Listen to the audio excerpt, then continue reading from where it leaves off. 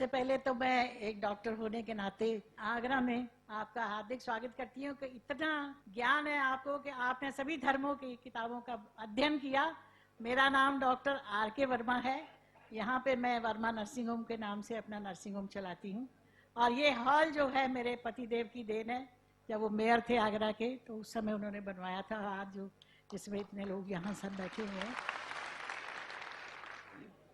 मेरा एक छोटा सा सवाल है और बहुत दिनों से घुमड़ता है अंदर कि आप सब लोग हर साल अपना एनुअल फंक्शन जो है मक्का मदीना मनाने जाते हैं, तो वहाँ हिंदू को, ईसाई को और धर्मों के लोगों को क्यों नहीं जाने की इजाजत है? जैसे आप लोग जाते हैं, क्या हम लोग नहीं जा सकते वहाँ पे? वो हमारे लिए भी तो एक तीर्थ स्थल है। जब आप हिंदू मुसलमान में कोई फर्क नहीं समझते तो फिर वहाँ जाना हमारे लिए प्रोहिबिटेड नहीं होना चाहिए। डॉक्टर वर्मा साहिबा ने बहुत अच्छा सवाल पूछा और ये मेरी किताब में 10वां सवाल है जो गलतफहमी नंबर 10 है। मेरी किताब आप पढ़ेंगे, गलतफहमी नंबर 10। और डॉक्टर साहिबा ने बहुत सही फरमाया कि अगर हम आलमी भाईचारे में मानते हैं तो सिर्फ मुसलमान को क्यों इजाजत है मक्का और मदीना में जाने की, गैर मुस्लिम हिंदू और सिख और ईसाई को क्यों इजाजत नहीं है? बहुत अहम सवाल। इसका जवाब है कि हर देश के अपने अपने रूल्स और रेगुलेशन होते। मिसाल के तौर पे मैं हिंदुस्तानी हूं, लेकिन मुझे कुछ हिंदुस्तान के इलाके में जाने की इजाजत नहीं है जिसे कहते हैं कैंटोनमेंट एरिया।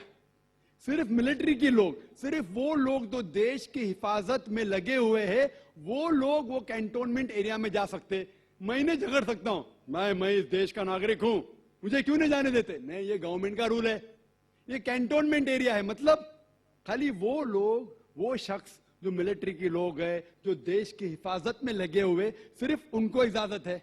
ये रूल है। इसी तरीके से मक्का और मदीना मेरे हिसाब से इस्लाम का कैंटोनमेंट एरिया है।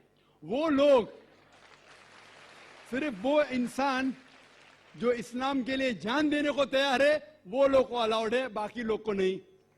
हम मानते हैं कि सब इंसान हमारे भाई है, भाईचारा के अंदर वो इंसानी भाई है, उसका हम एतराज नहीं करते, लेकिन सिर्फ वो भाई लोग अलाउड है जो इस्लाम के लिए जान देने को तैयार है।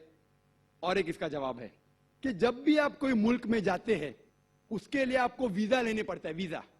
और सबसे डिफिकल्ट है अमेरिका का वीजा, खुसूसन 11 सितंबर के बाद। 50 सवाल पूछते। जब मैं सिंगापुर में पहली बार गया था, वहां इमिग्रेशन फॉर्म पे लिखा था कि डेथ टू ड्रग ट्रैफिकर्स, जो भी ड्रग से पकड़ा गया उसे सजाए मौत। अगर मुझे सिंगापुर में जाना है तो मुझे यह तस्लीम करना पड़ेगा कि अगर मेरे पास ड्रग्स है तो मुझे सजाए मौत होगी। मैंने कैसा सजाए मौत, इतना खतरनाक सजा नहीं मानते तो सिंगापुर में आना ममनू। तो आप अगर सिंगापुर का वीजा लेते, आप तस्लीम करने पड़ेगा कि ड्रग वाले को सजाए मौत। इसी तरीके से मक्का और मदीना जाने का वीजा है। आप सिर्फ अपने जबान से कहो ला इलाहा इल्लल्लाह मोहम्मद रसूलुल्लाह।